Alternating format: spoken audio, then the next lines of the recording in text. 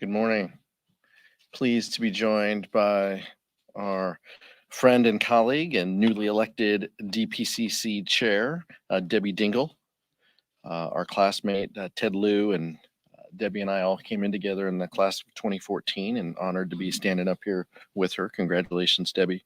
I want to begin this week by condemning in the strongest possible terms Iran's unprovoked attack against Israel. As missiles and drones rained down on our closest ally in the Middle East over the weekend, the strength of the U.S.-Israel relationship was on full display. We're grateful to President Biden and our military commanders for their work with Israel and regional allies to ensure that lives were saved and damage was minimized. But Congress must show the rest of the world that our support for the safety and security of the Israeli people will never waver. We need to act immediately on aid to Israel, humanitarian assistance for the people in Gaza, and aid for Ukraine. We must send a strong message, not just for our adversary in Iran, but to Russia and China as well. Every day that we delay the consideration of aid to Israel, Ukraine, and Taiwan, we jeopardize America's role in the free world. But nothing is more important to the pro-Putin wing of the House Republican Conference than re-electing Donald Trump. Not American exceptionalism, not the security of our allies, and not even democracy. The same group that has undermined our ability to support our allies are pushing Russia propaganda on the House floor. And that's what their own members say. It's time for Speaker Johnson to do the right thing and to put this critical funding for an up or down vote. I'll yield to Vice Chair Ted Lieu. Thank you, Chairman Aguilar. And I agree with what Chairman Aguilar said about the attack on Israel from the Islamic regime in Iran. They sent approximately 120 drones, 30 cruise missiles, and 120 ballistic missiles at Israel. The reason that most of those drones and missiles were shot down is because of the skill of the Israeli Defense Force with funding from the United States for their Iron Dome system, the Arrow system, David Sling system. And that's why it's so important that we continue to give Israel the funding it needs to defend itself, including passing the supplemental package that the Senate passed on a bipartisan basis. That's the fastest way to get funding to Israel. The other reason that the attack largely failed is because of the skill of the United States Armed Forces in helping to defend Israel, as well as our regional allies, Jordan and United Kingdom, that all participate in making sure that these weapons of missiles and drones were shot down before they could land on Israeli soil. Some did land, and Iran needs to make sure that they never, ever attack Israel again. And one way to do that is to help Israel defend itself. And we call on Speaker Johnson to simply put the Senate bill on the floor. If he did that, it will pass with more than a 2/3 vote. Now it is my extreme pleasure and honor to introduce the new DPCC chair, Debbie Dingle. As Chairman Aguilar said, we came in together with Debbie in the freshman class. I served with Debbie on the DPCC for 4 years. She did a fantastic job as DPCC co-chair. She's going to do an amazing job as DPCC chair, and look forward to working with Debbie, and I want to hear her speak now.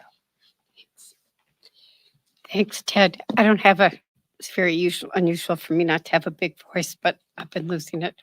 I want to first of all say how happy I am to be here with Pete and Ted, who have been close friends since the day that I walked in here, Ted and I, and I'm very excited to be working with them again. And Ted and I were co-chairs of the DPCC, and I think it's really important to say that I am a partner with Representative Lauren Underwood, Veronica Escobar, and Lori Trahan as the co-chairs. And we are all going to be united. We're going to be a girl team, actually. And for the last year and a half, they have been working tirelessly and done great work along with our former co-chair, Joe Neguse, who was chair of the DPCC and is now assistant leader. And what we're trying to do is to help our caucus communicate with Americans across the country and to really demonstrate that our caucus is putting people over politics. we've got, I'm really looking forward to working with them and these guys. You know, the University of Michigan won this year, in case you missed it, in football. And the night, probably this is a highlight today, but like the highlight of my life was standing up there at the championship. And I said to the team, Jim Harbaugh taught you all one thing, the value of teamwork. And that's a lesson that he teaches all of us. Teamwork creates victors. Go blue. Okay, that's what we're going to do here too. Teamwork is going to create victors, and we're going to go blue this year. We've got to help, and I'm going to work.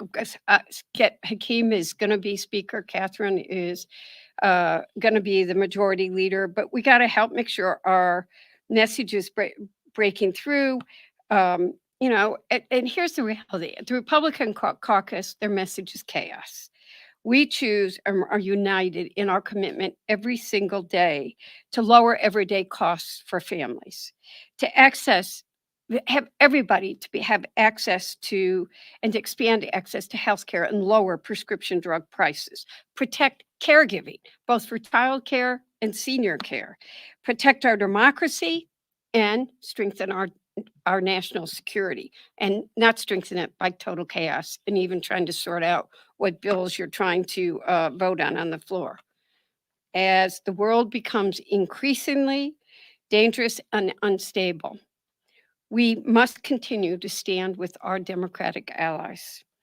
The Ukrainians have bravely pushed back against the Russians.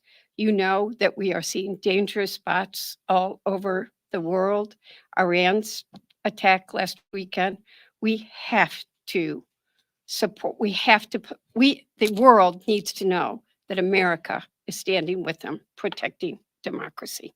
So thank you very much, and we can't abandon those people in their hour of need. Thank you, Debbie. Questions? Thank you, Mr. Chair. I want to get your reaction to this package of 4 bills. I know you're waiting on legislative text, but do you think Democrats will support them in any way? And if not, is a discharge petition at this point your only option? We've been very clear. Leader Jeffries has been clear that all options should remain on the table. The important point is the substance of the legislation. The substance matters. And so Democrats look forward to seeing what the plans are to deliver the substance of what the Senate passed bills are. If it meets that test, and that'll be a test done by Ranking Member Rosa DeLauro, my forever chair in appropriations, Greg Meeks, Jim Himes.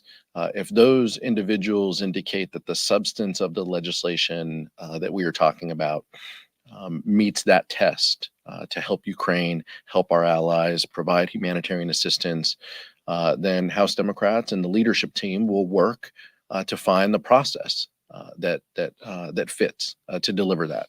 We're more concerned about the substance right now than we are the process.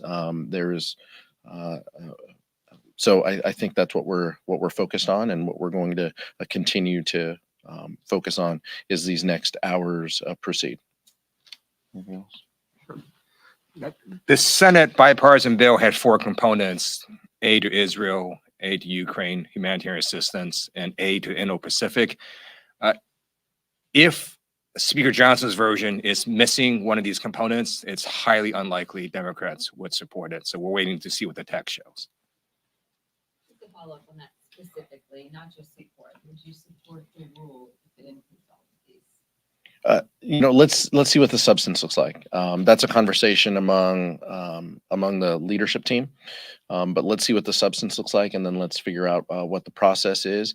It's up to Speaker Johnson, as we've said before, to deliver votes in the Rules Committee and to pass the rules. I know that they have a tough time working together and passing pieces of legislation or taking down their own rules. We're less concerned about that. We're more concerned about what this looks like.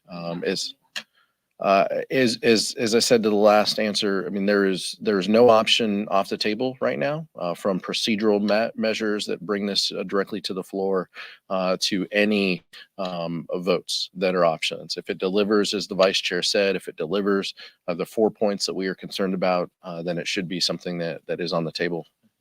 Nick? There's now 2 House Republicans who are saying they will support a motion to vacate to oust Johnson. Your caucus could hold this debate in your hands. How would you handle a motion to vacate? We don't like the chaos and the dysfunction. We've been down this road before. Believe me, I mean, I provided a lion's share of those nomination speeches. I'm not itching to do that anymore. Look, we want this place to work. We want to see aid to Israel, Ukraine, humanitarian assistance, and Indo-PACOM priorities. That's what we're focused on right now. We can't control the theatrics of Marjorie Taylor Greene and the House Republican Conference, but we stand willing to work with anyone who wants to deliver on that help and support. Debbie, anything? On that same question, is there a world where, I know this might have sounded strange 10 years ago, but is there a world where if there's a motion to vacate triggered and the votes work out so that Hakeem Jeffries could become speaker, that you all think it would be good to have a Democratic speaker even with a technical Republican majority? Look, I think I feel very confident speaking for the Democratic caucus that we want Hakeem Jeffries to be speaker. Whether that happens in this calendar year or in January, that's the focus. Mathematically, it's possible, but right now we're just focused on this week ahead and ensuring that we provide the important support to Israel, Ukraine, humanitarian assistance for that region, as well as priorities in the Pacific. So that's the focus and the goal. But obviously, from a math perspective, we can't rule that out. But it's nothing that we're spending a lot of time on right now. So Speaker Johnson said yesterday that he will speak to Leader Jeffries about this plan of his. Has there been any communication? Do you have any idea what he's going to put in this bill? That's a question for the speaker and the leader. I know they had a conversation. He indicated that in the leadership meeting. We're still waiting on the substance, as I said. That part matters.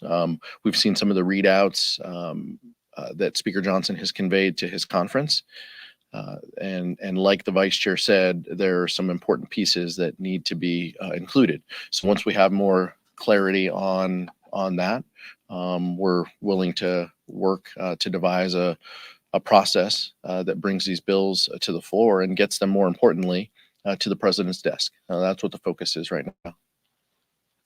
Michael.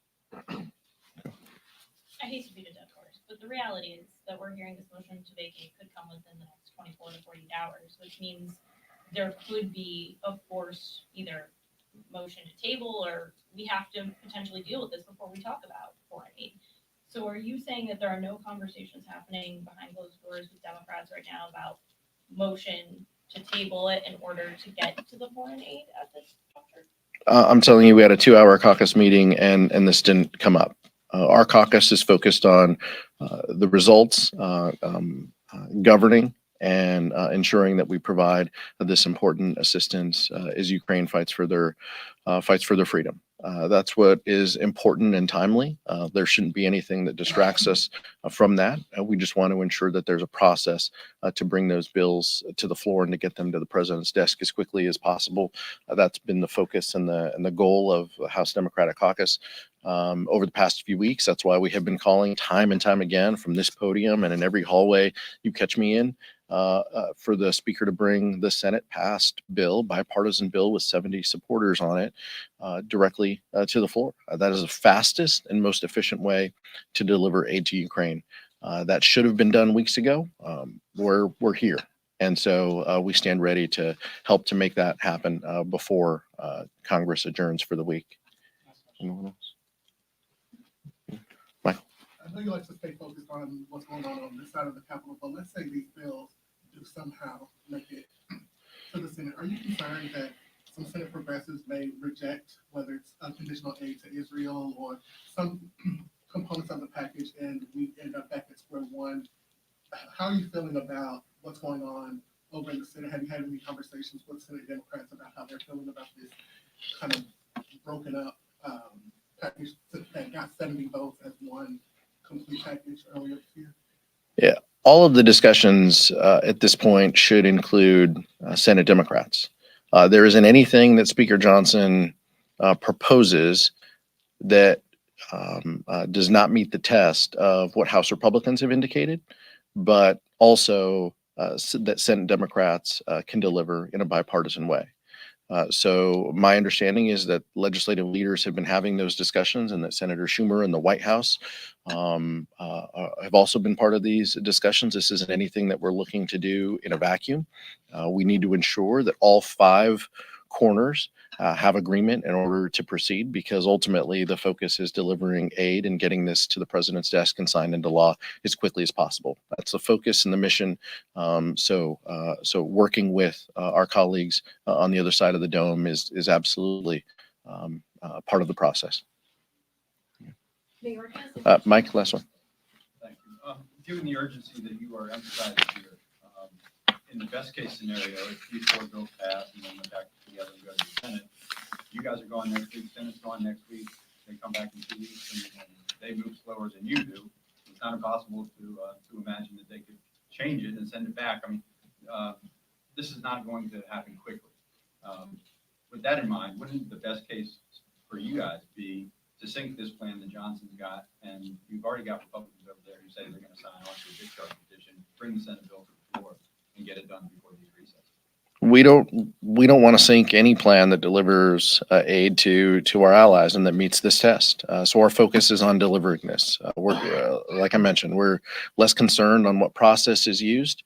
If there is a reasonable process that legislative leaders on both sides of the Capitol agree on with the White House, then we look forward to making this happen by the end of the week. But this needs to happen by the end of the week. There is some urgency here. So we look forward to working with our colleagues in order to deliver that, no matter the process. Thank you so much.